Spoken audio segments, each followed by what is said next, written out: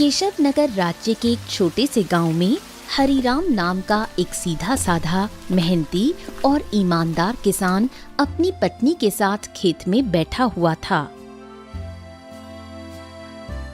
देखना, हमारी फसल इस साल बहुत अच्छी होगी।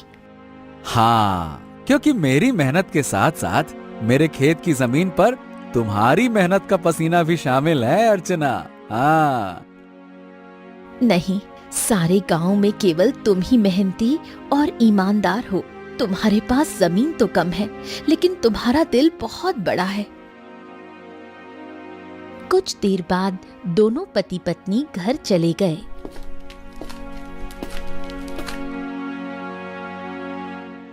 मैं तुम्हें एक बात बताना तो भूल ही गई, घर में लकड़ियां खत्म हो गई हैं।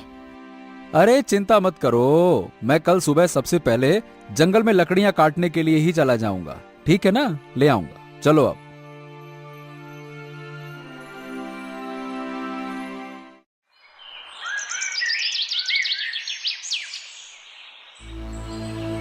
अगली सुबह हरिराम लकड़ियां काटने के लिए जंगल चला गया।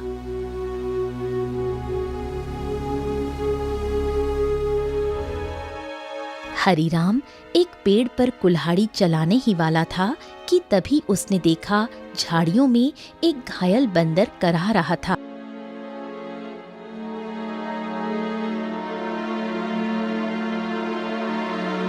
हे भगवान, बाप रे, इस बंदर को तो लगता है किसी ने बुरी तरह से घायल कर दिया है। जरूर किसी जंगली जानवर ने इसके ऊपर हमला किया होगा। बताओ भला, बेचारे का हाथ खून से भरा हुआ है। ओहो हो। हरिराम बंदर के पास बैठा था। काश तू बोल सकता तो बता सकता कि तेरी तकलीफ कहाँ है। फिलहाल तो तेरे हाथ में खून दिख रहा है, लेकिन जिस तरह से तू दर्द से तड़प रहा है ना, बाप रे, तकलीफ तो कहीं और ही है। उसी समय वहां एक साधु आ पहुंचा। कौन हो तुम और बंदर से क्या बातें कर रहे हो? प्रणाम साधु महाराज, मैं तो बस लकड़ियां काटने के लिए जंगल में आया था। इस घायल बंदर को देखा तो इसके ऊपर तरस आ गया। लगता है किसी जंगली जानवर ने हमला किया है इसके ऊपर। देखिए ना, इसके हाथ से खून बह रहा है, लेकिन जिस तरह ये दर्द से तड़प रहा है, मुझे तो लगता है कि इसे कहीं और ही तकलीफ है। बहुत कम इंसान होते हैं जिनके मन में जानवरों के प्रति इंसानियत होती है। रुको रुको रुको। ओम। इतना बोलकर साधु मंत्र पढ़ने लगा। अचानक रंग बिरंगी किरणों से बंदर का जख्म सही हो गया। हाँ, अब ये बंदर तुम्हें बता सकता है कि इसकी तकलीफ कहाँ है। इतना बोलकर साधु वहां से चला गया। बंदर उठकर खड़ा हो गया। मेरे कंधे में बहुत दर्द हो रहा था। हाँ, अब अच्छा लग रहा है। एक शेर ने मुझ पर हमला किया। मैं बचने के लिए दूसरे पेड़ में कूदा। शेर का पंजा मेरे हाथ में लगा और मेरा हाथ घायल हो गया। मैं पेड़ ही नहीं पकड़ पाया और मैं जैसे ही नीचे गिरा, बाप रे बाप, मेरे कंधे में बहुत चोट लग गई थी। अरे, तुम तो बिल्कुल मनुष्य की आवाज में बात कर रहे हो। ये कैसे संभव हुआ? जब साधु ने मंत्र पढ़ा ना, तब मुझे ऐसा लगा कि मेरे अंदर बात करने की शक्ति आ गई है। मैंने बोला और मेरी आवाज तुम तक पहुंच गई। लगता है ये चमत्कार साधु बाबा ने किया है। हाँ।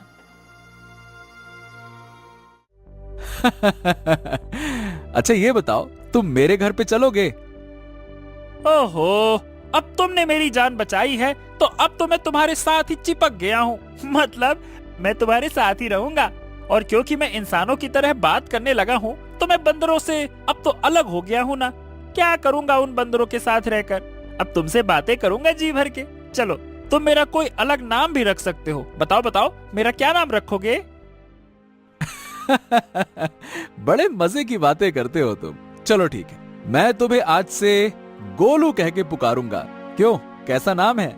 अच्छा नाम है ना? हाँ, अच्छा नाम है। चलो चलो चलो चलो, घर चलते हैं।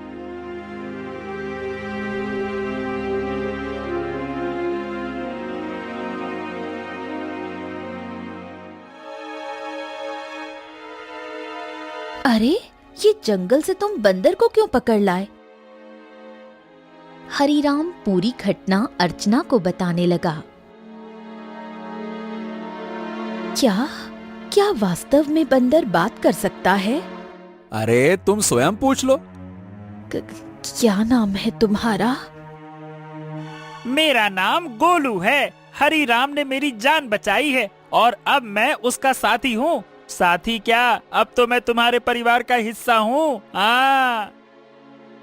अर्चना आश्चर्य में पड़ गई। समय बीतने लगा। गोलू की मौजूदगी घर में नई जान ले आई थी। धीरे धीरे गोलू अर्चना के काम में हाथ बटाने लगा। गोलू अब हरीराम का सच्चा साथी बन चुका था। एक दिन गोलू हरीराम से बोला, हरीराम, अब मैं भी तुम्हारे साथ खेत में चलूंगा। क्या करूंगा घर में बैठे बैठे, मुझे भी चलना है। अरे गोलू, खेत का काम आसान नहीं होता, बहुत मेहनत लगती है। क्या करोगे तुम वहाँ पे? अरे क्या करूंगा क्या, मैं भी तुम्हारे साथ मेहनत करूंगा। और क्या, क्या मुझे कम मेहनती समझा है क्या? बस डर ये है कि गांव वालों ने तुम्हें बोलते हुए देख लिया ना, तो वो न जाने क्या समझेंगे। अरे पर जब मैंने तुमसे पहली बार बात की थी तो क्या तुम डरे थे क्या, बताओ? देखो गोलू, मैं दुनिया को जानता हूँ। हर कोई मेरे जैसा नहीं होता है जो तुम्हें समझ सके। ओहो, मुझे दुनिया से क्या है लेना देना, मुझे तो तुम्हारे संग है रहना। मेरा मतलब ये है कि मुझे बस तुमसे मतलब है, क्योंकि मैं तुम्हारा साथी हूँ। हरीराम मुस्कुराया और अगले दिन गोलू को साथ लेकर खेत चला गया। कुछ ही दिनों में गोलू ने खेती की हर बात सीख ली। अब वो हरीराम का सच्चा मददगार बन गया था।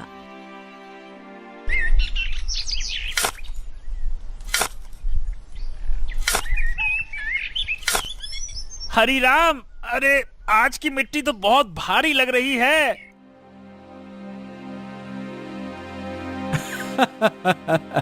गोलू, अब तो तू पक्का किसान बन गया है। मिट्टी का भी फर्क समझने लगा है। गोलू की बात अब गांव में फैलने लगी थी और ये बात आखिरकार पहुंची जमींदार चौधरी के कानों तक। क्या हरीराम के घर एक बंदर है जो इंसानों की तरह बोलता है?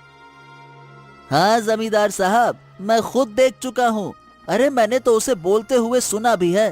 पहली बार तो मैं डर गया था। अरे भैया, तो फिर उस बंदर को लेकर तमाशा करना चाहिए, उससे तो बड़ी अच्छी कमाई होगी। ये बात आपने बिल्कुल पते की कही जमींदार साहब। जमींदार की हंसी कुछ देर चली, फिर वो गंभीर हो गया।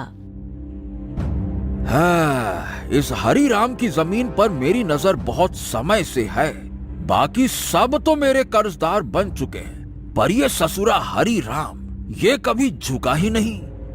उसकी जमीन बहुत उपजाऊ है जमींदार, बंजर में भी फसल उग जाती है। अरे इसमें मिट्टी का कोई खेल नहीं है भीमा। उसकी किस्मत और सितारे बुलंद है, पर जिस दिन वो सितारे गिरेंगे ना, उसी दिन ये खेत मेरा होगा और हरीराम मेरे कदमों में होगा, देख लेना तुम।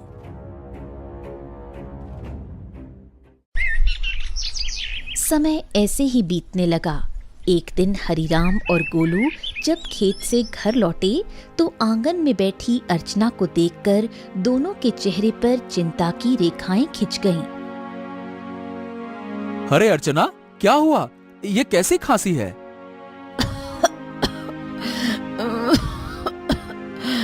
कुछ दिनों से खांसी हो रही है, अब तो दिन ब दिन और भी बढ़ती जा रही है। हरीराम, इसे नजरअंदाज मत करो, किसी अच्छे वैद्य को तुरंत बुलाना चाहिए। हरीराम ने देर न करते हुए गांव के एक अनुभवी वैद्य को बुला लिया। वैद्य ने अर्चना को ध्यान से देखा। हरीराम, देखो, इन्हें एक विचित्र बीमारी हो गई है। अगर समय पर इलाज न मिला तो ये जानलेवा हो सकती है। हाँ, नहीं नहीं नहीं नहीं वैद्य जी, आप तो इलाज शुरू कीजिए, मैं कोई कसर नहीं छोड़ूंगा।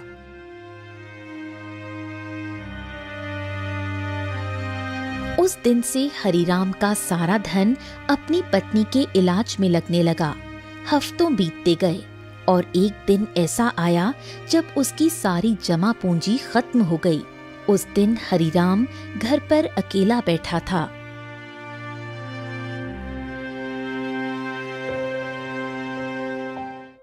ऐसे उदास मत बैठिए, मैं अपने आप ठीक हो जाऊंगी। ऐसा ऐसा मत कहो अर्चना, मैं तुम्हें इस हालत में नहीं देख सकता। तो अब क्या करोगे? जो कुछ था सब तो मेरे इलाज में लगा दिया। अब तो बीज खरीदने तक के पैसे नहीं बचे। हरिराम सिर झुकाए बैठा था। तभी गोलू तेजी से दौड़ता हुआ आया। हरिराम, हिम्मत मत हारो। तुम्हारे 2 भाई इस गांव में रहते हैं और तुमसे ज्यादा धनी भी हैं। उनसे मदद क्यों नहीं मांगते हो, हैं? हरिराम को ये बात ठीक लगी। उसी शाम वो गोलू को साथ लेकर अपने बड़े भाई केशव के घर गया। ओहो हो हरि राम, क्यों भाई, आज हमारे घर का रास्ता कैसे भूल गए हैं? भैया, अर्चना की बीमारी के बारे में तो अब गांव में सब जानते हैं। मैंने जो कुछ कमाया सब इलाज में लग गया। अब कुछ धन की जरूरत है भैया। तुम तो जानते हो मेरी फसल इस बार खराब हुई है। अब खुद मुझे उधारी लेना पड़ रहा है तो मैं तुम्हें कहां से दूं? हरिराम कुछ नहीं बोला, सिर झुकाकर बाहर निकल आया। अरे वो झूठ बोल रहा था हरिराम, मैंने उसके चेहरे को देखा है, वो देना ही नहीं चाहता था। हाँ जानता हूँ रे गोलू, पर चलो एक और भाई है, उनसे मिलते हैं, चलो। अब दोनों बिरजू के घर पहुंचे। बिरजू ने दरवाजा खोला और हरिराम को देखकर चौंक गया। ओ हरिराम, आज भाई की याद कैसे आ गई? भैया भैया, मेरी पत्नी अर्चना बहुत बीमार है, थोड़ा सा धन चाहिए इलाज के लिए। क्या? अरे बंटवारे में वैसे भी तुझे ज्यादा जमीन मिल गई थी, उसे बेच नहीं देता? मेरे पास धन का पेड़ लगा है क्या जो मांगने चला आया? झूठ मत बोलो भैया, सच तो यह है कि तुमने और केशव भैया ने मेरे हिस्से की जमीन भी दबा ली थी। मुझे 6 बीघा जमीन मिलनी थी, बस 2 बीघा मिली है, 2 बीघा। अरे निकल जा यहाँ से, अगर कर्ज लेना है तो जमींदार के पास जा, मुंह उठा के चले आते, भाग यहाँ से।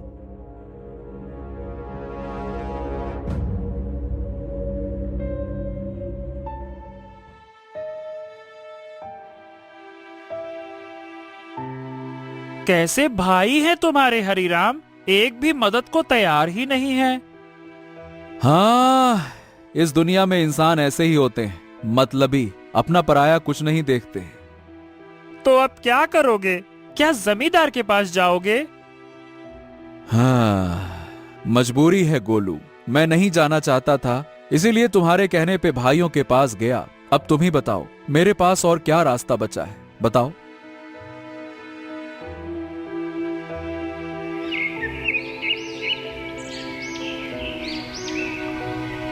अगले दिन हरिराम और गोलू जमींदार की हवेली में जा पहुंचे। उम्मीद उसे कम थी, मगर अपनी पत्नी की खातिर उसने खुद को झुका दिया था। मैं जानता था हरिराम, एक न एक दिन तू चलकर मेरी हवेली में जरूर आएगा भैया। आपने बिल्कुल सही कहा था मालिक, जब तक इसकी किस्मत चमक रही थी तब तक बहुत अकड़ में चलता था। अब देखो कैसा मुरझाया मुरझाया सा खड़ा है। ए जमींदार, तुम्हें किसी की हालत का मजाक उड़ाने का हक नहीं है। लोग तुम्हारा सम्मान करते हैं, तुम्हें भी दूसरों का सम्मान करना चाहिए, समझे? ए बदरवा, बकवास बंद कर। तू इंसानों की तरह बोलता है, इसका मतलब ये नहीं है कि तू इंसान बन गया है, समझा? हाँ भैया हरिराम, बताओ बताओ, क्यों आए हो? क्या बताएं, आपको तो सब पता है, मेरी पत्नी बीमार है, सारा धन इलाज में चला गया, कुछ धन की आवश्यकता है। अच्छा, धन चाहिए तो भैया मेरी शर्तें सुन लो। ब्याज 50% और बदले में कुछ गिरवी रखना होगा। हाँ, मेरे पास कुछ बचा है क्या जो गिरवी रखूं? जो सोने के आभूषण थे वो भी इलाज में बिक चुके हैं। अरे है ना, क्यों नहीं है? तेरे पास 2 बीघा जमीन है, भैया उसे गिरवी रखो। वक्त पर कर्ज चुकाएगा तो जमीन तेरी वरना मेरी, सीधा हिसाब। बोलो भैया। हरीराम सोच में पड़ गया। उसे अपनी पत्नी का जीवन बचाना था, मगर कीमत बहुत बड़ी थी। अरे ये तो सरासर अन्याय है। तुम किसी की मजबूरी का फायदा उठा रहे हो। ऐसे तो हरीराम कभी कर्ज ही नहीं चुका पाएगा। ए हरीराम, पहले तो तू इस अपने पालतू बोलने वाले बंदर को ले जा यहाँ से, नहीं तो मेरा मन बदल गया तो हो गया तेरा काम। जब से आया है पटर पटर पटर पटर। चुप कर। हरीराम चलो मेरे साथ, ये कर्ज मत लो, चलो। गोलू, मेरे पास अब और कोई चारा नहीं है। अरे तुम बस चलो तो, मैं तुम्हारी मदद करूंगा ना। हाँ चलो मेरे साथ। हरीराम गोलू के साथ चला गया। हवेली के भीतर जमींदार और भीमा गुस्से से खौल रहे थे। ए मालिक, हरीराम तो हाथ से निकल गया। अरे चिंता मत कर बेटा, मजबूरी उसे फिर लौट आएगी। कितना दूर जाएगा वो?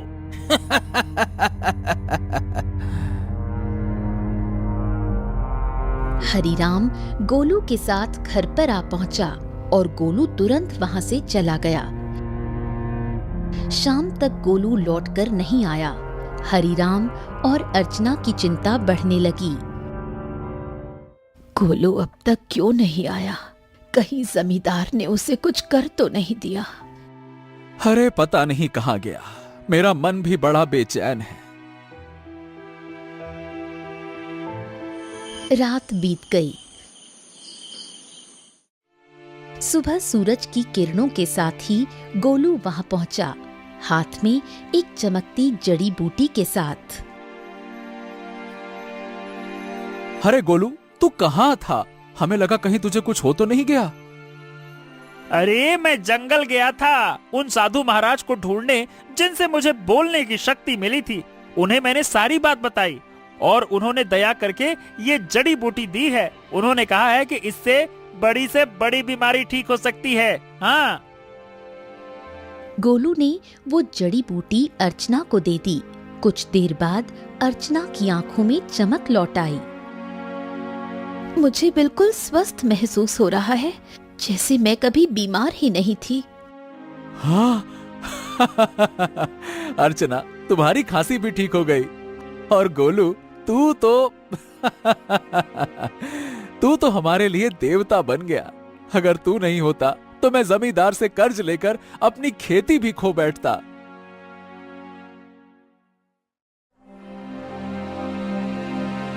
हाँ, अब मेरी पत्नी तो ठीक है, लेकिन खेत में बीज डालने के पैसे तक नहीं बचे।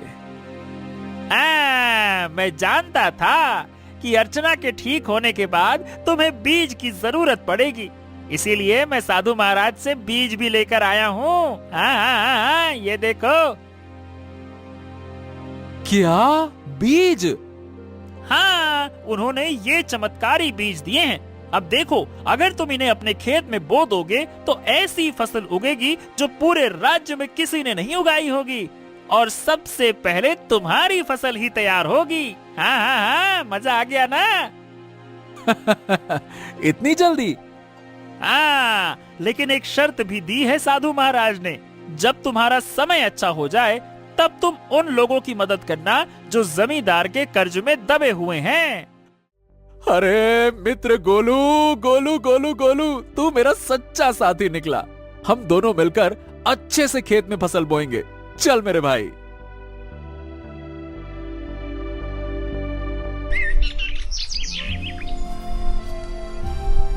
अगले ही दिन हरीराम, गोलू और अर्चना ने मिलकर खेत जोता, बीज बोया और आकाश की ओर देखकर मेहनत का वादा किया। कुछ ही दिनों में हरीराम के खेत में ऐसी फसल लहराई जैसे किसी ने पहले कभी नहीं देखी थी। गांव वाले चकित रह गए।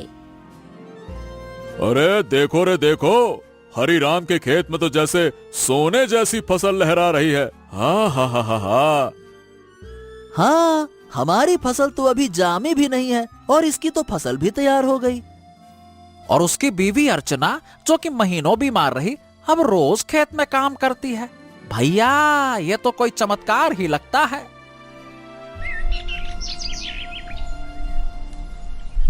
कुछ दिनों बाद हरीराम की किस्मत बदल गई।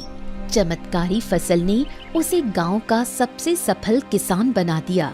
बाजार में उसके नाम की चर्चा फैल गई। हरि राम, जपो राम नाम, बन गया तू धनवान। जो सोचा था वो हो गया सच। हाँ, वाकई में सच तो हो गया। लेकिन अब बारी है गोलू वादा निभाने की, उन सब की मदद करने की जो जमींदार के कर्ज में डूबे हैं। हाँ बिल्कुल, चलो आज से ही शुरुआत करते हैं। अपने गांव का बिंदेसर का खेत सबसे पहले छुड़ाते हैं। चलो।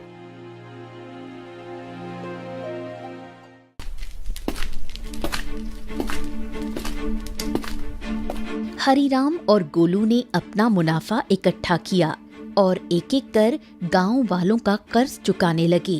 बिंदेसर, भोलू, रज्जो सभी ने अपनी जमीन वापस पा ली। हरिराम भैया, आज आपने हमें नया जीवन दे दिया। सही बताओ, बिल्कुल, बहुत बहुत धन्यवाद। गांव में खुशी लौटने लगी, लेकिन जमींदार के चेहरे पर उदासी छा गई। ये सब देखकर जमींदार गुस्से से अपने साथी भीमा से बोला, हाँ, ए भीमा, तू देख रहा है ना कि क्या हो रहा है? हाँ मालिक, हरिराम ने सबके कर्जे चुकाने शुरू कर दिए हैं। अगर यही चलता रहा तो एक दिन तो मेरी जमींदारी ही खत्म हो जाएगी और मेरा दबदबा भी खत्म हो जाएगा। आप तो आदेश दीजिए मालिक की करना क्या है। अब बहुत हो गया भीमा। अगर ये हरिराम ऐसे ही सबकी जमीन छुड़वाता रहा तो मेरा क्या बचेगा? मेरा दबदबा, मेरी हवेली है। अरे मालिक, आप तो बस आदेश कीजिए, कल ही उसका काम तमाम कर दूंगा। सब खेत में काम करते हैं, वही खत्म कर दूंगा। कहिए। खून जमीन पर गिरे ऐसा मारना साले को, ताकि सबके दिल में डर उतर जाए। जा, हरिराम को मिटा दे, जा।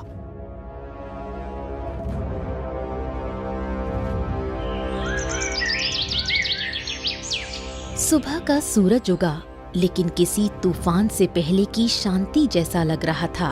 हरिराम खेत में बीजों को देख रहा था, जो अब सोने जैसे चमकते दिखते थे। अरे गोलू, देख तो, ये फसल तो जैसे गाना गा रही हो। तुम्हारे हाथ की छुअन में जादू है। हाँ बिल्कुल सही कह रहे हो मित्र। इस बार की फसल सोने की फसल जैसी उगती हुई दिख रही है। वाह वाह वाह वाह वाह वाह। इतना बोलकर अचानक गोलू एक ओर हट गया। सच तो ये था कि गोलू को किसी की आहट की भनक लग चुकी थी। तभी वहां जमींदार और भीमा आ पहुंचे। भीमा के हाथ में लंबा बर्छा था। हरिराम झुका हुआ था। अब भुगतो किसान। जैसे ही भीमा ने हरिराम की ओर बर्छा फेंका, एक छलांग, एक चीख, एक वार, लेकिन हरिराम पर नहीं, गोलू पर। गोलू! नहीं नहीं, ये क्या किया तूने?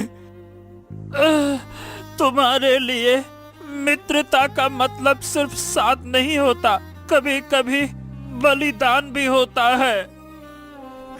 तूने मेरी जान बचाने के लिए अपनी जान दांव पर लगा दी। क्योंकि तुम मेरे साथी हो और मैं तुम्हारा।